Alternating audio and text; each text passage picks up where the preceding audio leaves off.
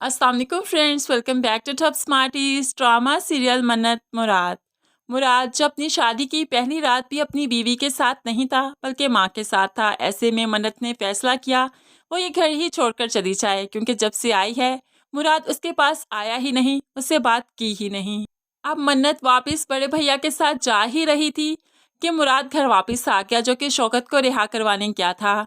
और यहाँ पर मुराद के हाथ पर प्लस्तर लगा था, जिसको देखकर मन्नत सब कुछ भूल गई, यहाँ तक कि अपने भाई को भी।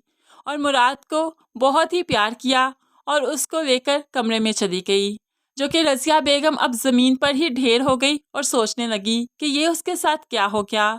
मेरा बेटा तो मन्नत को पसंद नहीं करता था, तो ये आहर उसके साथ कैसे चला गया इतनी आसानी से। ऐसे ही वक्त गुजरा, शाम का वक्त आया। अब मन्नत और मुराद का वलीमा था। मन्नत तैयार होकर मुराद के सामने आई तो मुराद रह ना सका, क्योंकि मन्नत उसकी बीवी बन चुकी है। इतनी खूबसूरत लग रही थी कि मुराद खुद को रोक नहीं पाया, उसकी तारीफ करने लगा। मन्नत बहुत खुश हो जाती है, फिर अपने बाजुओं में मन्नत को पकड़ने लगा। तो मन्नत की नज़र उसके फ्रैक्चर किए हुए बाजू पर पड़ती है कि अगर इसका बाजू फ्रैक्चर है तो इतनी आसानी से कैसे मूव कर रहा है। तभी मन्नत झटक कर मुराद को पीछे कर देती है, पीछे हट जाओ, झूठे इंसान हो तुम। अगर तुम्हारा बाजू फ्रैक्चर है तो इतनी आसानी से कैसे मूव कर रहे हो, उतारो ये प्लस्तर। तुमने मुझसे झूठ बोला, इसलिए झूठ बोला कि मैं तुम पर गुस्सा ना करूं। तुम रात से मेरे पास नहीं आए, सुबह भी मुझे बताकर नहीं गए। आखिर चाहते क्या हो? मैं तो बड़े भैया के साथ वापस जा रही थी।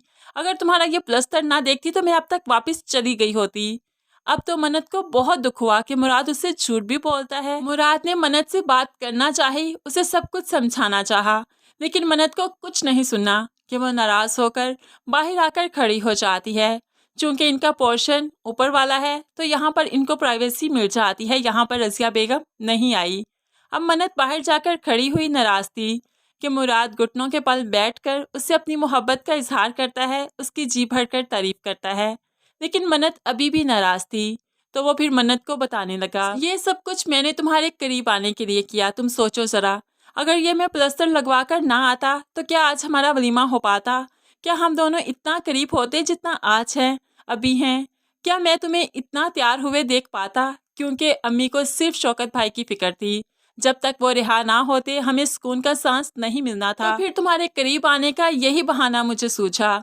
ऐसे में मन्नत भी खुश हो जाती है और दोनों में फिर से प्यार भरने लगा। दूसरी तरफ नुसरत बहुत परेशान है, कहने लगी, अम्मी देखा आपने, मुराद कितनी आसानी से अजरा को भूल गया, हालांकि उसके पीछे कितना लट्टू था ना।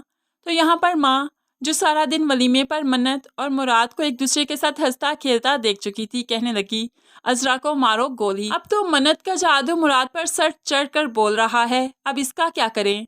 यहाँ पर माँ और बहनें परेशान, लेकिन दूसरी तरफ तो मन्नत का जादू वाकई मुराद के सर चढ़ कर बोल रहा था, जो अपनी माँ बहनों से अब झूठ भी बोलने लगा है और मन्नत के साथ अच्छी लाइफ गुजारने लगा है।